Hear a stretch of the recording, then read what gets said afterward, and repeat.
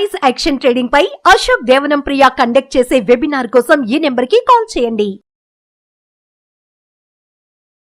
నమస్తే, welcome to Suman TV. నేను విష్ణు. ప్రస్తుతంతో పాటు ప్రముఖ స్టాక్ మార్కెట్ అనలిస్ట్ వెంకట్ మేక గారు ఉన్నారు. వారితో మాట్లాడదాం. సార్ నమస్తే. సార్ వెంకట్ గారు. నమస్తే అండి. సార్ వెంకట్ గారు, చాలామంది స్టాక్ మార్కెట్లో పార్టిసిపేట్ చేయాలి, మార్కెట్ నుంచి మంచి రిటర్న్స్ తీసుకోవాలి అనుకుంటుంటారు. కానీ వాళ్ళకున్నటువంటి ఆ సమయాన్ని ఎక్కువ మొత్తంలో మార్కెట్లో స్పెండ్ చేయలేరు. చాలామంది ఉద్యోగాలు చేసేవాళ్ళు ఉదయం 9 నుంచి సాయంత్రం 5 వరకు, లేదంటే పొద్దున 10 నుంచి సాయంత్రం 6-7 వరకు వాళ్ళు ఉద్యోగాల్లో బిజీగా ఉంటారు. మరికొంతమంది వాళ్ళ వ్యాపారాలలో బిజీగా ఉంటారు. కాబట్టి అందరూ మార్కెట్లో టైంని స్పెండ్ చేయలేరు. కాబట్టి కొంత తక్కువ సమయాన్ని వెచ్చించి మార్కెట్ ద్వారా వేరే అదర్ ఇన్కమ్, ప్యాసివ్ ఇన్కమ్ని జనరేట్ చేసుకోవాలి అనుకున్న వాళ్ళకి మరి వెంకట్ మేక గారు ఎటువంటి సలహాలు, సూచనలు తెలియజేస్తారు? మంచి ప్రశ్న అండి. చాలా మంది కూడా మార్కెట్లో ప్యాసివ్ ఇన్కమ్ కోసం ఎంటర్ అయ్యే వాళ్ళు ఎక్కువ ఉన్నారు. ఇవాళ రోజున చూస్తూ ఉంటే జాబులు ఎంత హెక్టిక్గా ఉన్నాయో అందరికీ తెలిసిందే. సో ఆ టైంలో మార్కెట్లో వాళ్ళు పార్టిసిపేట్ చేయాలి అంటే చాలా కష్టం. అలాగే బిజినెస్ మ్యాన్కి ఏ టైంలో బిజీగా ఉంటారో, ఏ టైంలో ఫ్రీగా ఉంటారో కూడా తెలియదు. సో కంటిన్యూస్గా మార్కెట్లో కూర్చుని ఇన్కమ్ జనరేట్ చేయాలన్నా కూడా వాళ్ళకి ఇబ్బందికరమైన విషయమే. అంటే మార్కెట్లో ఫుల్ టైం కూర్చునే వాళ్ళు అయితే వాళ్ళు ఏ టైం అయినా పర్వాలేదు. కానీ సో ఇలా వేరే వ్యాపకం ఉన్నప్పుడు, అంటే జాబ్ కానీ బిజినెస్ కానీ, అంటే వాళ్ళు మార్కెట్ నుంచి ఎలా డబ్బులు తీసుకోవచ్చు. సో మార్కెట్ అందరికీ సహకరిస్తుందండి. మార్కెట్ అందరికీ డబ్బులు ఇస్తుంది. మనం కనుక డిసిప్లైన్తో కనుక చేస్తే మార్కెట్ అందరికీ డబ్బులు ఇస్తుంది. సో ఎవరైతే ప్యాసివ్ ఇన్కమ్ కోసం మార్కెట్లో ఎంటర్ అవుదాం అనుకుంటున్నారో వాళ్ళందరికీ నేను ఇచ్చే సలహా ఏంటి అంటే, ఈక్విటీ మార్కెట్లోకి ఎంటర్ అవ్వండి. అంటే స్టాక్స్లోకి ఎంటర్ అవ్వండి. స్టాక్స్లోకి ఎంటర్ అయినప్పుడు ఏంటి అంటే, ఇది కంపారిటివ్ F&O సెగ్మెంట్, ఇది సేఫెస్ట్ జోన్ అండి స్టాక్స్లో ఎంటర్ అవ్వటం అంటే. స్టాక్స్లో ఎంటర్ అవ్వటం అంటే మీరు ఏం చేస్తున్నారు, ఇంకో కంపెనీ అంటే ఇంకో బిజినెస్లో మీరు వాటాని కొంటున్నారు. వాస్తవంగా జరిగేది అది.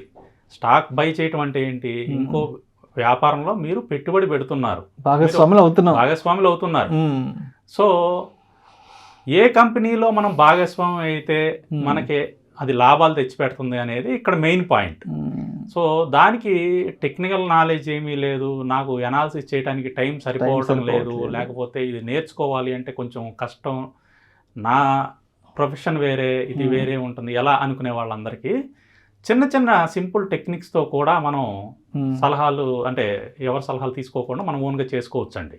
ఇప్పుడు రియల్ ఎస్టేట్లో కూడా పెట్టుబడి పెడతారు. రియల్ ఎస్టేట్లో పెట్టుబడి పెట్టే వాళ్ళందరికీ ఆ ఏరియా మీద అవగాహన ఉండే పెడుతున్నారా? లేదు కదా. ల్యాండ్ గురించి తెలియదు, అక్కడ ఏం జరుగుతుందో తెలియదు, అయినా కూడా పెట్టుబడులు పెడుతున్నారు చాలా. సో పెరుగుతుంది. అలాగే ఇక్కడ అంటే చిన్న పాయింట్లు 4-5 తెలిస్తే దాన్ని బేస్ చేసుకుని పెడుతున్నారు. అలాగే ఇక్కడ కూడా ఏంటంటే, మనం స్టాక్స్లో పెట్టుబడి పెట్టడానికి ఒక సింపుల్ టెక్నిక్ చెప్తానండి. ఇక్కడ దీంట్లో మనకి ప్రతిరోజు కూడా మార్కెట్లో మనకి స్టాక్స్ ట్రేడ్ అయ్యేవి కొంత వాల్యూమ్ జరుగుతూ ఉంటుంది. అది 10 లక్షలు అవ్వచ్చు, 10 కోట్లు అవ్వచ్చు, కొంత ప్రతి స్టాక్లోనూ కొంత వాల్యూమ్ జరుగుతూ ఉంటుంది. ఆ జరిగే వాల్యూము 2 రకాలుగా డివైడ్ అయ్యి ఉంటుందండి. ఒకటి వచ్చేసి ట్రేడింగ్ వాల్యూమ్ అంటారు, రెండోది వచ్చేసి డెలివరీ వాల్యూమ్ అంటారు. ట్రేడింగ్ వాల్యూమ్ అంటేనేమో వాళ్ళు ఈరోజు ఉదయం కొనుక్కొని సాయంత్రం లోపల మళ్ళీ దాన్ని అమ్మేసుకుంటారు, దాన్ని ట్రేడింగ్ అంటాం. సో ఆ వాల్యూమ్ అనేది సెపరేట్. రెండోది వచ్చేసి డెలివరీ వాల్యూమ్. డెలివరీ వాల్యూమ్ అంటే వాళ్ళు ఈరోజు కొనుక్కుంటే దాన్ని వాళ్ళు డీమ్యాట్ అకౌంట్లో హోల్డ్ చేసుకుంటారు, ఉంచుకుంటారు అనమాట. ఆ స్టాక్ని డెలివరీ తీసేసుకున్నారు పొజిషన్. సో అంటే దాంట్లో భాగస్వామ్యం తీసేసుకున్నారు కంపెనీలో. సో మనం ఇక్కడ గమనించాల్సింది ఏంటి అంటే, ఏ స్టాక్లో అయితే మీకు కంటిన్యూస్గా 3 రోజుల పాటు డెలివరీ వాల్యూమ్ అనేది మోర్ దెన్ 70% జరిగిందనుకోండి, కంటిన్యూస్గా 3 రోజుల పాటు డెలివరీ వాల్యూమ్ మోర్ దెన్ 70% జరిగితే మనం అటువంటి స్టాక్స్లో ఇన్వెస్ట్ చేసుకుంటే అది భవిష్యత్తులో పెరగడానికి స్కోప్ ఉంటుందండి. అంటే కంటిన్యూస్గా 3 రోజుల పాటు ట్రేడ్ అయ్యే వాల్యూమ్ కన్నా కూడా డెలివరీ వాల్యూమ్ ఎక్కువ ఉంది, 70% ఎక్కువ ఉంది అంటే చాలామంది ప్రజలు దాని మీద ఇంట్రెస్ట్ చూపిస్తున్నారు. డెలివరీ ఎందుకు తీసుకుంటామండి మనం, ఆ కంపెనీ పెరుగుతుందనే ఉద్దేశంతోనే డెలివరీ తీసుకుంటాం. అలా కంటిన్యూస్గా 3 రోజుల పాటు 70% కన్నా ఎక్కువ మంది దాన్ని డెలివరీ వైపే మొగ్గు చూపుతున్నారు అంటే దాని అర్థం ఏంటి, ఆ కంపెనీ భవిష్యత్తులో పెరుగుతుందనే ఉద్దేశంతోనే తీసుకుంటారు. సో ఇలాంటి చిన్న విషయాలను మనం గమనించుకుని మనం ఇన్వెస్ట్మెంట్ కనుక చేసుకుంటే ప్యాసివ్ ఇన్కమ్ కింద చాలా బాగా పనిచేస్తుందండి. సో ఇది ఎక్కడ చూడాలి అనేది మళ్ళీ కొంతమందికి డౌట్ ఉంటుంది, ఎలా తెలుసుకోవాలి అని. సో దీనికి కూడా మనకి సింపుల్ టెక్నిక్ అండి, ఏం లేదు, మనకి ఎన్ఎస్సి ఇండియా వెబ్సైట్ ఉంటుంది. ఆ ఎన్ఎస్సి ఇండియా వెబ్సైట్లో మీకు అందుకనే స్క్రీన్ కూడా చూపిస్తున్నాను. ఆ స్క్రీన్లో ఇక్కడ నేను యారో మార్కులు కూడా పెట్టాను. సో దాన్ని బేస్ చేసుకుని మీరు ఆ ఫైల్స్ని డౌన్లోడ్ చేసుకుంటే ఆ ఫైల్స్లో మీకు కనిపిస్తుందండి. ఎన్ఎస్ ఇండియా వెబ్సైట్లోకి వెళ్ళి డైలీ మార్కెట్ రిపోర్ట్స్ని డౌన్లోడ్ చేసుకోండి, క్లిక్ చేయండి. డైలీ మార్కెట్ రిపోర్ట్స్ని క్లిక్ చేసుకుంటే దాంట్లో డెలివరీ సంబంధించిన ఫైల్ ఉంటుంది. నేను ఇక్కడ యారో మార్కెట్ చూపించాను కదా, సో అది క్లిక్ చేసుకుని అది ఓపెన్ చేస్తే మీకు ఎక్సెల్ ఫైల్లో ఓపెన్ అవుతుంది. సో దాంట్లో మీకు ఏ స్టాకు ఈరోజు ఎంత డెలివరీ జరిగింది అనేది వచ్చేస్తుంది అనమాట. సో దాంట్లో మీరు ఈ స్టాక్స్ అన్ని చూసుకున్న తర్వాత దాన్ని ఫిల్టరింగ్ చేసుకుంటే కొద్దిగా ఎక్సెల్ నాలెడ్జ్ ఉంటే ఇంకా ఈజీ అవుతుంది. లేకపోయినా కూడా ఈజీ, వాళ్ళు యూట్యూబ్లో ఎక్సెల్ ఎలా వాడాలో చెప్పేస్తున్నారు. సో దాంట్లో మీరు సార్ట్అవుట్ చేసుకుంటే ఏ కంపెనీ మీకు 70% కన్నా ఎక్కువ డెలివరీ అయింది అని ఈరోజు వచ్చేసింది. మీరు ఏం చేస్తారు, 70 కన్నా ఎబో ఉన్న కంపెనీస్ అన్నిటిని కూడా పక్కన రాసుకోండి, పేపర్ మీద రాసుకోండి. రేపు కూడా అదే చేయండి, ఎల్లుండి కూడా అదే చేయండి, 3 రోజులు అట్లా చేయండి. 3 రోజుల్లో మీకు కామన్గా ఒకటే కంపెనీ వచ్చింది అనుకోండి, మోర్ దాన్ 70%. సో 4వ రోజు ఏం చేస్తారు అంటే ఈ 3 రోజులు ఏదైతే company more than 70% delivery volume వచ్చిందో 4వ రోజు ఈ 3 రోజులు వచ్చిన హై ఏదైతే ఉంటుందో హై వాల్యూ, ఆ హై వాల్యూ పైన దాన్ని బై చేయండి. ఆ హై బ్రేక్ అయిన తర్వాత బై చేయాలి. మనం బై చేస్తే మనం దీన్ని పొజిషనల్ స్వింగ్ హోల్డింగ్ అంటారు. దీన్ని బై చేసిన తర్వాత మీరు మీ కంఫర్టబుల్ టార్గెట్ వరకు వెయిట్ చేయండి. కొంతమంది 5% వస్తే చాలనుకుంటారు, కొంతమంది 10% వస్తే చాలనుకుంటారు, కొంతమంది 20% వస్తే చాలనుకుంటారు. మీ కంఫర్టబుల్గా మీరు ఎక్కడ ఎంత పర్సంటేజ్ కావాలనుకుంటే అక్కడ వరకు వచ్చే వరకు వెయిట్ చేయండి. సో ఇలాంటివి సాధారణంగా మంచి రిటర్న్సే ఇస్తాయండి. సో ఇక్కడ కూడా మీరు గమనించాల్సింది ఏంటి అంటే ఇవన్నీ కూడా నార్మల్గా మీరు డే టైంలో చేయాల్సిన అవసరం లేదు. చక్కగా నైట్ టైం భోజనం చేసిన తర్వాత ఒక్క 5 నిమిషాలు మీ సమయం దీనికి కేటాయిస్తే చాలు. ఎక్కువ కూడా అక్కర్లేదు, 5 నిమిషాలు చాలు. కేవలం 5 నిమిషాలు కేటాయించి మీరు ఈ పని అంతా చేసుకోవచ్చు. నెక్స్ట్ డే 4th డే కూడా మీరు ఆర్డర్ అనేది 3వ రోజు రాత్రి ఆర్డర్ పెట్టేసుకోవచ్చు అండి. 3వ రోజు రాత్రే ఏఎంఓ ఆర్డర్ అని ఉంటుంది, ఆఫ్టర్ మార్కెట్ ఆర్డర్ అని. సో నైట్ మీరు అనాలిసిస్ చేసేసిన తర్వాత 3వ రోజు 4వ రోజు మీరు కొనుక్కోవాలి కదా. 4వ రోజుకి మీరు ఏం చేస్తారంటే ఏఎంఓ ఆర్డర్ ద్వారా మీరు ఏ ప్రైస్లో కొందాం అనుకుంటున్నారో ఆర్డర్ ముందే పెట్టేసుకుని పడుకోండి. నెక్స్ట్ డే ఆర్డరు ఆ ప్రైస్ కనుక వస్తే ఆర్డర్ ఎగ్జిక్యూట్ అవుతుంది. ఎగ్జిక్యూట్ కాలేదనుకోండి ఆ రోజు మళ్ళీ నైట్ మళ్ళీ మీరు అనాలిసిస్ చేసుకుంటారు కదా.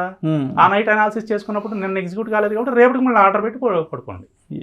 సో ఇలా చేసుకోవచ్చు అండి. లేదా ఇంకో ఆప్షన్ ఉంది జీటీటీ అని, గుడ్ టిల్ ట్రేడ్ అని ఇంకో ఆర్డర్ ఉంటుంది. ఆ ఆర్డర్ పెట్టుకున్నా కూడా మీకు అది 2-3 రోజుల తర్వాత వచ్చినా కూడా ఆర్డర్ ఆటోమేటిక్గా ట్రిగ్గర్ అవుతుంది. మీరు ప్రతిసారి పెట్టాల్సిన అవసరం లేదు ఆర్డర్. సో ఈ విధంగా మీకు కేవలం రోజులో ఒక 5 నిమిషాల సమయం కేటాయించి, అది కూడా మీకు కంఫర్టబుల్ ఉన్న టైంలో, నైట్ టైం భోజనం చేసిన తర్వాత ఒక 5 నిమిషాలు అలా ఆ టైం కేటాయించి క్వాలిటీ స్టాక్స్ని లేదా స్వింగ్ ట్రేడింగ్ కోసం ఉపయోగించే స్టాక్స్ని ఈ విధంగా మనం ఫైండ్ అవుట్ చేసుకోవచ్చు అండి. ఇది మీకు ప్యాసివ్ ఇన్కమ్ జనరేట్ చేసుకోవడానికి అయితే చాలా అద్భుతమైన కాన్సెప్ట్. దీనికి మనకి ఏ టెక్నికల్ నాలెడ్జ్ మనం ఎక్కడ వాడలేదు, చాలా సింపుల్ టెక్నిక్తో మనం చేస్తున్నాం అనమాట.